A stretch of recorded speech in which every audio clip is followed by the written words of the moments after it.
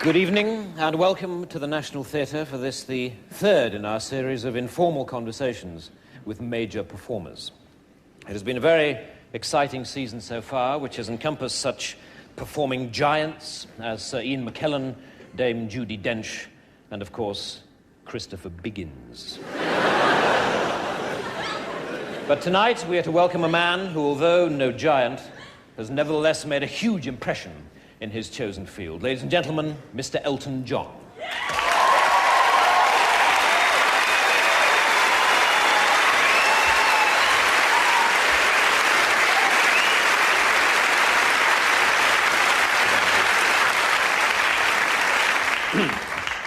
Elton, do you mind if I call you Elton?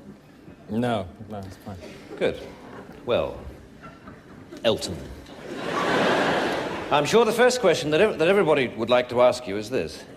Funny name, Elton. How did you come by it? Well, I used to be in a band, and I wanted to become a singer in my own right, and I wanted to choose a name, and the saxophone player in the band was called Elton, so I chose that name. Hmm? Did you ever consider John Elton?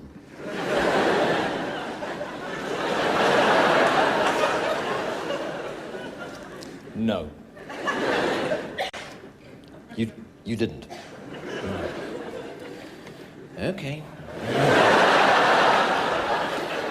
Right, well, let's start with those early albums, then. One of which I believe was called simply Elton John. Yes, that's correct. And you didn't feel awkward with the name at all? No. You didn't feel that people might say, wait a minute, they mean John Elton.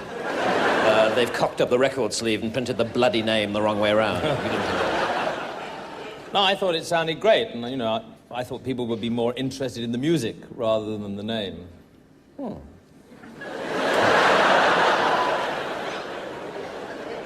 Now, to the songs themselves, many of the lyrics were, of course, written by Bernie Taupin. Yes, that's right. Yes. Well, I'd like to talk about Bernie for a while, since obviously he's been an enormous influence on your career. Yes, he has, yes. Tell me, did you ever discuss changing his name?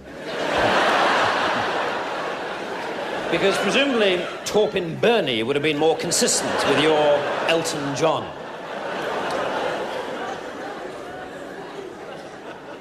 Look, do you want to talk about the old songs or not? All right, the songs. The old songs. Your song is a classic, isn't it? Yeah, it's quite popular, yes. Well, there is a verse in that song in which, talking about the eyes of the person that the song is about, you sing, "Excuse me for asking, these things I do. You see, I've forgotten if they're green or they're blue." Yes. What I'd like to know is this. Is it this sort of chronic forgetfulness that led you to forget that Elton is not, in fact, a Christian name at all? It is a surname. And not a very attractive one at that.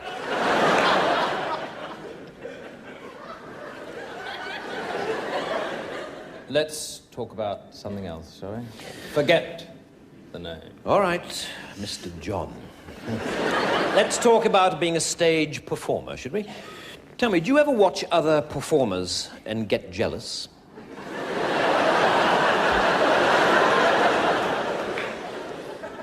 I'm not sure I follow you there. I mean, jealous of what? Well, for instance, Ben Elton.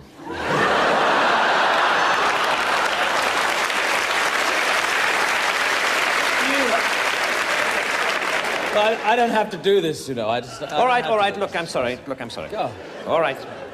Fair enough, moving on then. Many consider your masterpiece, of course, to be the album Goodbye Yellow Brick Road. And there is one song that people are particularly moved by called Candle in the Wind. Yes, a lot of people seem to like that song. Now, this song is in fact dedicated to Norma Jean Baker, who, of course, changed her name to Monroe Marilyn. Marilyn Monroe. My point exactly. Marilyn is a Christian name, so it comes first. Can't you see that? Are you word blind or something? I mean, it's... I've had enough of this. All right, no, wait, please. I'm sorry. See, please, I'm sorry, it was my mistake. I'm sorry. There's only one more question to go. It won't take long, really. It won't take a moment. Sorry, there's only... I am... Please, sit down. One final question. You've obviously achieved enormous success over the years. But in fact, you didn't have a solo British #1 until this year, with a song called Sacrifice. Now, my big question is this. Surely you wouldn't have had to wait so long for a #1 if it hadn't been for your stupid, pointless, bloody name! Bang!